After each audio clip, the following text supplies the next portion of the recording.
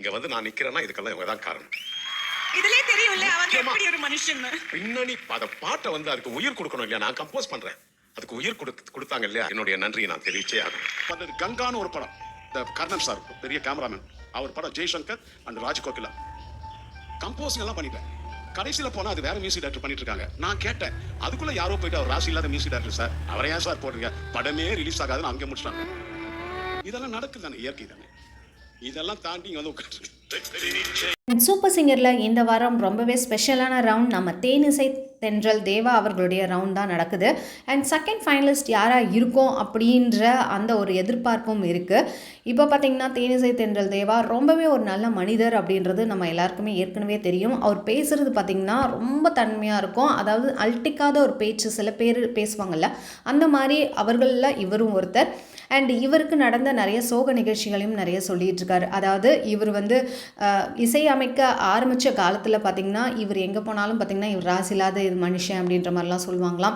கங்கான்ற ஒரு படத்தில் ஜெய்சங்கர் நடிக்கக்கூடிய ஒரு படத்தில் பார்த்திங்கன்னா மியூசிக் கம்போஷன்லாம் முடிச்சிட்டாரு. அங்கே போகும்போது வேற ஒரு டைரக்டர் வந்து பண்ணிகிட்டு இருக்கும்போது இவர் ஏங்க உள்ளே விட்டீங்க, இவர் வந்து ரொம்ப ராசி இல்லாத மனிதர் அப்படின்னு சொல்லி அவர் வந்து டைரக்டரே மாற்றிட்டாராம், மியூசிக் டைரக்டரே மாற்றிட்டாங்களாம்.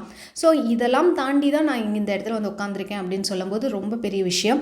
அண்ட் அவர் சொல்கிறது என்னென்னா, நான் கம்போஷன் தான் பண்ணுறேன், இதுக்கு உயிர் கொடுத்ததெல்லாம் பாடகர்கள் தான் அப்படின்னு சொல்லிட்டு சுஜாதா, மனோ அவர்கள் எல்லாரையுமே சொல்கிறாங்க. அண்ட் அனுராதா ஸ்ரீராம் வந்து எனக்கு இன்னொரு குரு அப்படின்னு சொல்லி சொல்கிறாங்க. ஏன்னா அவங்க அந்த மீனம்மா சாங் வந்து பாடும்போது பார்த்திங்கன்னா ஃபஸ்ட்டு வந்த திரைக்கு வந்த புதுசில் பாடும்போது பார்த்திங்கன்னா, ஐயோ என்னை விட்டுருங்க, நான் யூஎஸ்கே போயிடுறேன், மறுபடியும் அங்கே எனக்கு ஸ்காலர்ஷிப்லாம் கொடுப்பாங்க, நான் அங்கே பிஹெச்டி பண்ண போகிறேன் அப்படின்ற மாதிரி சொன்னாங்களாம். இது எனக்கு ஒத்து வருமானு தெரில அப்படின்னும் போது தேவா அவர்கள் தான் சொன்னாங்களாம், சித்ராமா, ஜானகி அம்மா, அப்புறம் ஸ்வர்ணலதா, சுஜாதாமா இப்படிலாம் இருக்க வரிசையில் நீயும் பேர் சொல்கிற அளவுக்கு நீயும் வரணும், வருவ அப்படின்ற மாதிரி ஆசீர்வதிச்சு அவங்களுக்கு நிறைய வாய்ப்புகள் கொடுக்கும்போது தான் அனுராதா ஸ்ரீராம் யார் அப்படின்றது தெரிய வருது. அனுராதா ஸ்ரீராம் அவர்கள் தேவா அவர்களை வந்து காட்ஃபாதர் அப்படின்னு சொல்கிறாங்க.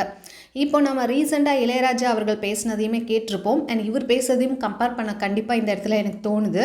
ஏன்னா என்னுடைய கம்போஷன் எனக்கு தான் லாயல்ட்டி கொடுக்கணும்னு சொல்லி இளையராஜா அவர்கள் சொல்கிறாரு. என்ன தான் பாடகர் பாடி இருந்தாலும் அவங்களுமே என்கிட்ட வந்து இது கொடுக்கணும், லாயல்ட்டி கேட்கணும் அப்படின்ற மாதிரி அவர் சொல்கிறாரு. ஆக்சுவலாக பார்த்திங்கன்னா இப்போது தேவா அவர்கள் சொல்கிறது, கம்போஷன் நான் பண்ணாலும் அதுக்கு உயிர் கொடுத்தது பாடகர்களுக்கு அப்படின்ற மாதிரி ரெண்டு பேருக்குமே ஈக்குவலான ஒரு பொறுப்பு இருக்குது அந்த பாட்டுக்கு. பட் இது வந்து கான்ட்ரவர்ஷியலான ஒரு நியூஸ் நமக்கு இளையராஜா அவர்கள் பேசினது. இப்படிப்பட்ட மனிதர்களும் இருக்காங்க, இப்படிப்பட்ட மனிதரும் இருக்காங்க இல்லையா? அண்ட் தென் சூப்பர் சிங்கரில் ஃபஸ்ட்டு பாட வந்தது யார் அப்படின்னா நம்ம டெய்ஸி தான் பாட வராங்க. இந்த பம்மல் கை சம்பந்தத்துலேருந்து சகல கலா வல்லவனே செம்ம மெலோடியான ஒரு சாங்கை அதை சூப்பராக பாடியிருந்தாங்க.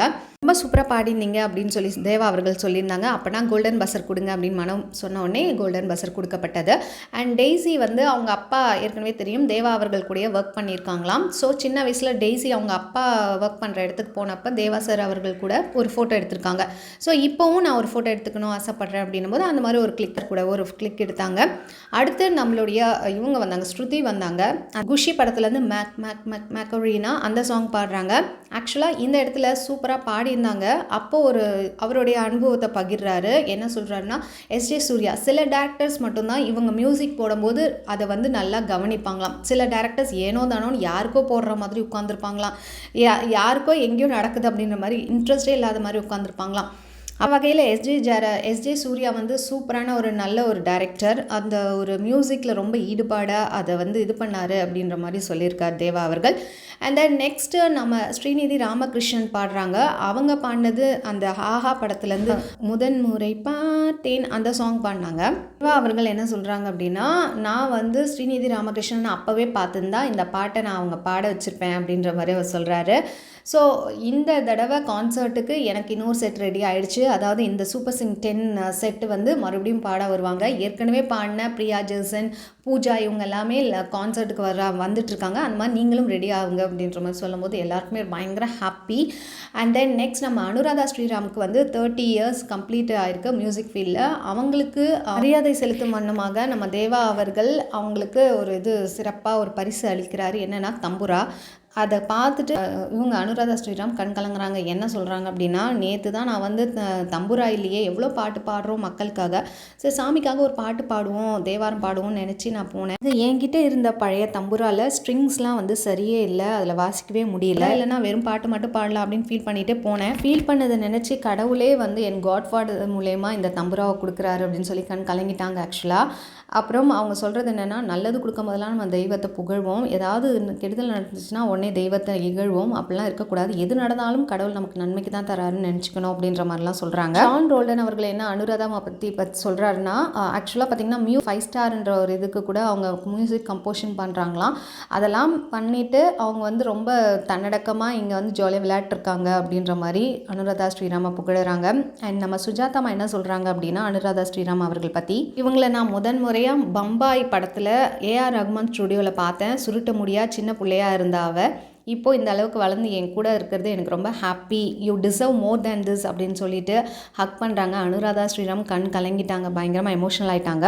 வாழ்க்கையில் பார்த்திங்கன்னா நமக்குன்னு தூக்கி விட யாராவது ஒரு ஜீவன் நல்ல உள்ளம் கடவுள் அனுப்பி வைப்பார், அந்த மாதிரி உள்ளம் தான் நம்ம தேவா சார் அப்படின்ற மாதிரி அனுராதா ஸ்ரீராம் அவர்கள் சொல்கிறாங்க. அந்த மாதிரி எல்லாருக்கும் யாராவது ஒருத்தர் இருப்பாங்க தேவ தூதராக. ஸோ இன்னும் நாளைக்கு எமோஷனல் மூமெண்ட்ஸ் இன்னும் நிறைய இருக்கும். நம்ம ஜான் பாடுறாரு. அண்ட் செகண்ட் ஃபைனலிஸ்ட் யார் அப்படின்னு, செகண்டா தேர்டு ரெண்டுமே இருக்குதுன்னு நினைக்கிறேன். அந்த மாதிரி தான் அவங்க வந்து ட்விஸ்ட் வச்சுருக்காங்க.